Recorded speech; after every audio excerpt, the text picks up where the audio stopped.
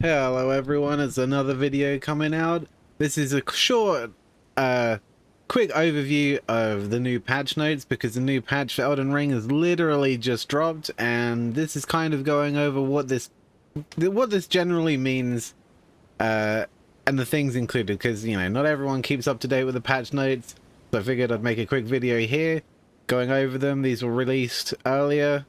Obviously, you may or may not have noticed your Steam updates. You have now probably got the patch. Elden Ring patch notes version 1.12.3. PvP exclusive adjustments, we don't really care too much about that. Doesn't influence us at all really in any way. So if you care about PvP, decrease the damage and damage animation of the shearing vacuum effect of the swift slash skill. Now I imagine this is something to do with the true combo. Not really anything I have to worry about. You may care about this, not really for me. Now, general balance adjustments. Increase the intelligence scaling of the Carian sorcery sword and slightly decrease the base damage. So it scales better, but it's worth such low investment. So I suppose now obviously you get more value for investing your stats into the scaling, but just to pick up and play it, it's worse overall. It's one of those I give, I take kind of adjustments. Not really an issue. Again, I've never really felt like using the Carian Sorcery Sword, personally. Extended the throwing attacks range for the following weapons. The Smith's Grip Dagger and a Smith's Cirque. So, those were quite interesting. I quite enjoyed that, but I didn't really use the Smith's Script ones. I used the other throwing weapon. I'm quite interested in actually using the shield. The shield looked quite promising. That could have been a quite interesting thing. So that now has further range. Hooray! The daggers might actually be worth messing around with, maybe. Change the placement of the bosses in the re-fight against the Golden Hippopotamus and Commander Gaius bosses to be in the same position as is in the first fight. So, if I understand this correctly, due to the way that these bosses were really aggro, what this meant was you'd re-enter and the boss would literally be facing the entrance, waiting for you to come in. And the moment you step through the door, it would charge forward and you wouldn't get any kind of prep time. Like, the idea of summoning the Mimic would be like a death sentence. So that's basically what this is addressing here. I think I touched on this in my review video of Elden Ring. So, or the DLC. So, that's good. That'll be nice. The amount of times I literally died in the doorway of those arenas, at least before I came up with my one build that's just done everything, it was just really frustrating. Like, the boss wouldn't, you know, you didn't even get a chance to use your summons. It was all over you because of just how close the thing was. Bug fixes. Now, bug fixes is pretty probably, what's a better word for bug fixes? Nerfs. A lot of Elden Ring interactions are probably unintended, and they are allowed to exist so long as they do not break the game. So these bug fixes, I'm pretty sure, are just gonna fix a load of overpowered shenanigans. It's not gonna be any in the positives. Right, so let's just take a quick look at these bug fixes, aka probably nerfs. Fix the bug that caused Rolling Spark's skill to deal more damage than expected. Alright, it doesn't really explain what that means. Obviously the thing was overtuned. You saw it in all the videos. I looked at it briefly and I was like, this ain't staying. This ain't staying. You'd basically look down at the ground, cast it on your feet, and even if you get knocked flying or anything happened to you, all of the explosions would basically trigger and it would just deal crazy. I've seen people dealing upwards of like 40,000 damage in a single burst, and one phasing bosses with this thing. There was very little like that was never going to happen. As to how much more damage, it doesn't really say, but I have had a sneak peek, and it's bad. It's it's bad. It is bad. I'd say give it a look for yourself. Put it to rest. Maybe, or just take my word for it. So yeah, fix the bug that caused rolling spark skills to take more damage than inspected. Okay. Fix the bug that caused rolling sparks and wall of sparks to deal no damage while some special effects were applied to the player. Cause it... is that... I'm not entirely sure what that means. Is that like the status effects? Like if you get stunned with the fingers spell thing? You know, like in the finger ruins, there are these monsters that paralyze you and stuff, or something like that. And if you get caught in a midway through something like that, it just doesn't do any damage. Not entirely sure. Fixed a bug where some special effects of right-handed weapons would also apply to the following weapon skills when cast to the left hand: Feeble Lord's Frenzied Flame and Discus Hurl. Ah, that's such a shame. They got my shield. Oh no. So. This was one of the crazy things with the shield. There was like a bug where you could buff up with like the Knight Sword in the right hand, and the buff would go on to the offhand, which meant that you could like superpower your shield throw.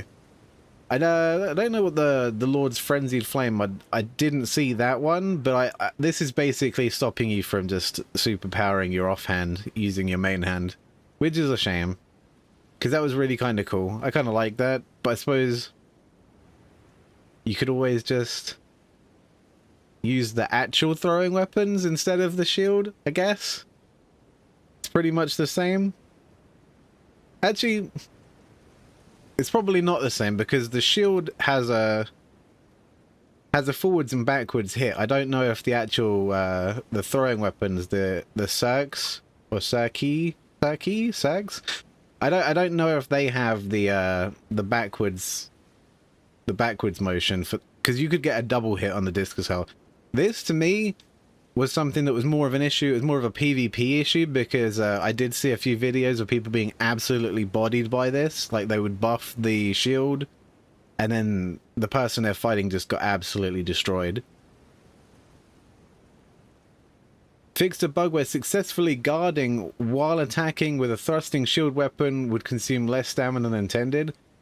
This was an unintended interaction, which meant that the thrusting shields were more stamina efficient than the build that I made, basically the build that I run, the shield and poke, right? So you could hold your thrusting shield up and just poke with it while blocking, and instead of taking like a lot of stamina to do that, it would basically take next to nothing while eating the hits. So, you know, doesn't really change anything. Again, I don't know why you would opt to use that shield to do your thrusting attacks when you can literally sit behind a better shield with a thrusting weapon and do the same thing. I suppose the only appeal was the fact that the stamina wasn't operating properly. Now that that's been fixed, I'm not entirely sure why you would ever go back to that. Fixed a bug that prevented players from cancelling the attack recovery of two-handed strong attacks by rolling for certain weapons of the backhand blades weapon type. Prevented players from cancelling the attack recovery. So that was a bug. So now you... okay, so that means the backhand blades are arguably better. There's better recovery after using that, so that's it. That seems pretty good. Those are already destroying PvP though, so I'm curious how that's going to play out.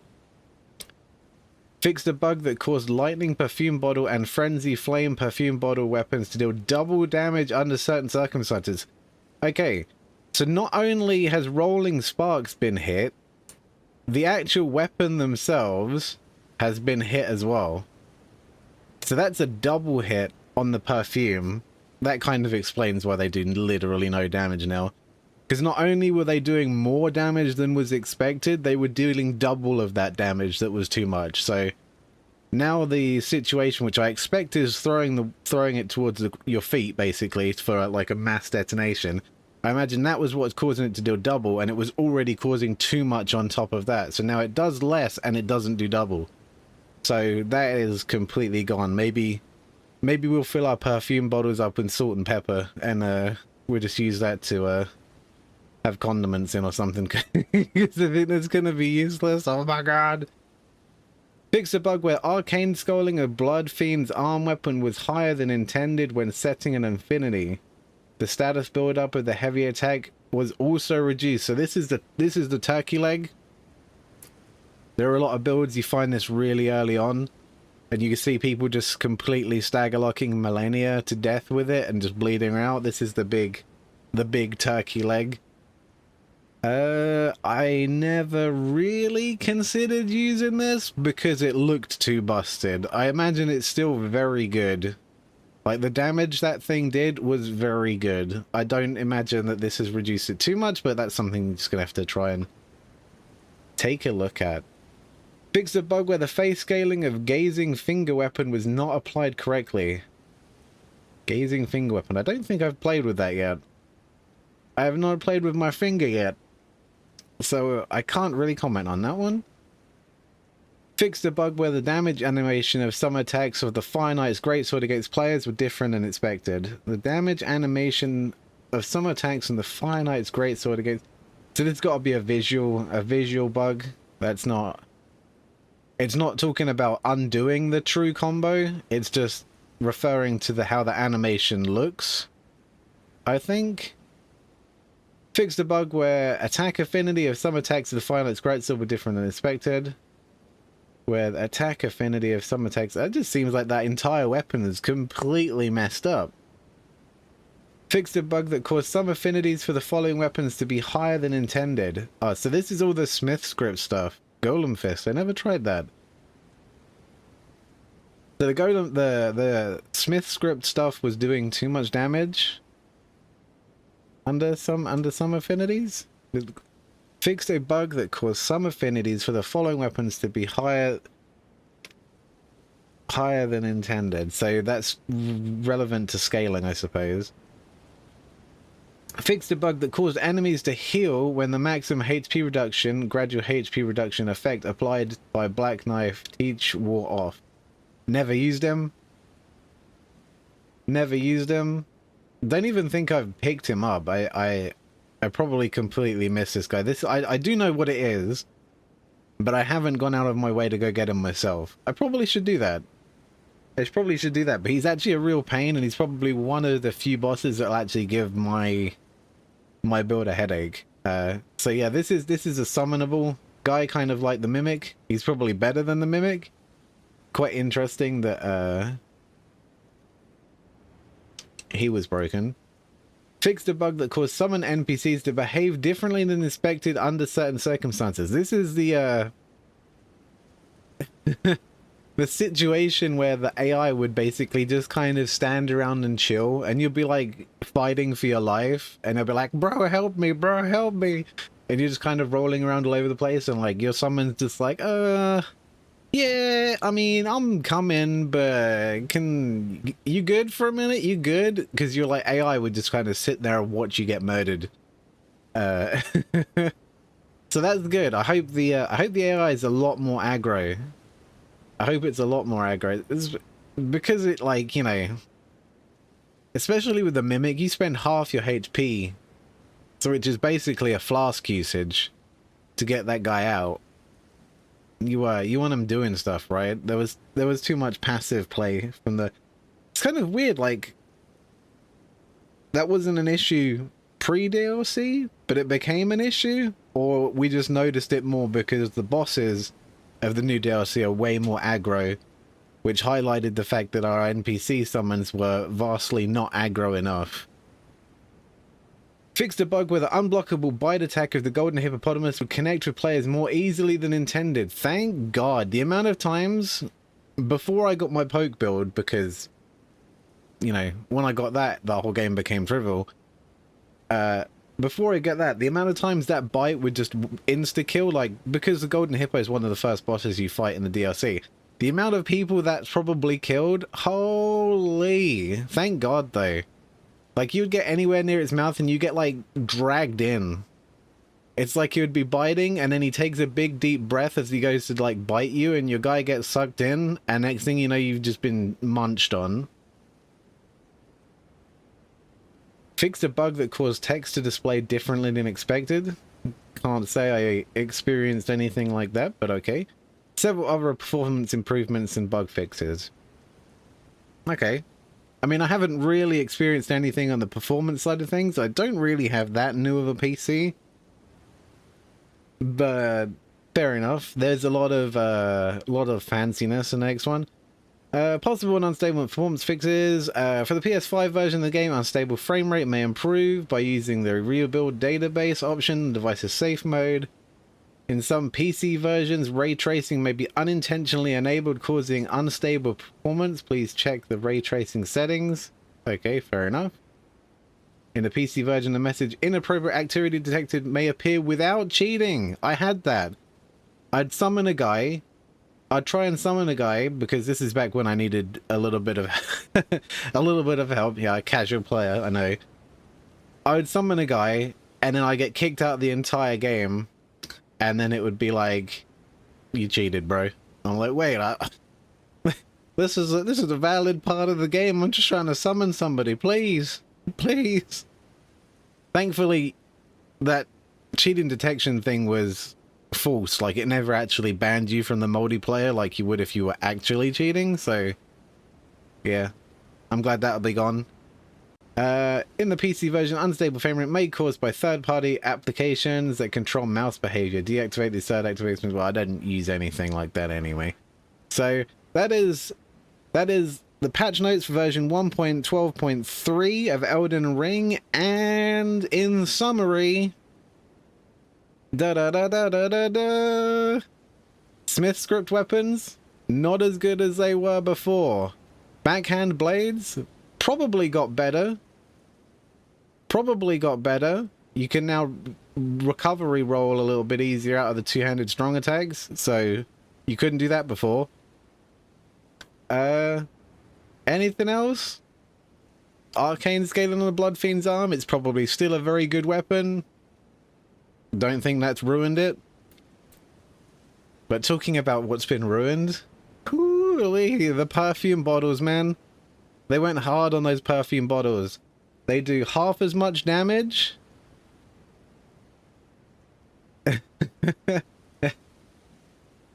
It probably does, like, I don't even know if I can say a quarter. Would it be a quarter of the damage? Probably about a quarter, if not less than a quarter of its original damage. A quarter of its damage is still 10k. When I saw it, the highest it did was like 4k. For like the whole thing. So I'd have to say it's like, it's less than a quarter of its original damage. Like, that has been absolutely gutted. And considering the fact that usually to use that it involved you getting smashed around a lot, the damage for the damage taken in order to use those perfume bottles definitely just not worth it anymore. Maybe some of the other ones, because this one does seem to focus on the lightning one. It does seem to focus on the lightning one, so, you know, maybe the other perfume bottles kind of possibly less touched. Because this one's the lightning perfume bottle and the frenzy flame. Dunno. Might be alright, but the rolling sparks gimmick, that's gonzo. That's gonzo. Anyway, that's it for this video. It's just a quick update for those of you that may or may not know that the patch has come out. It is live and the perfume bottles are trash. Okay, bye!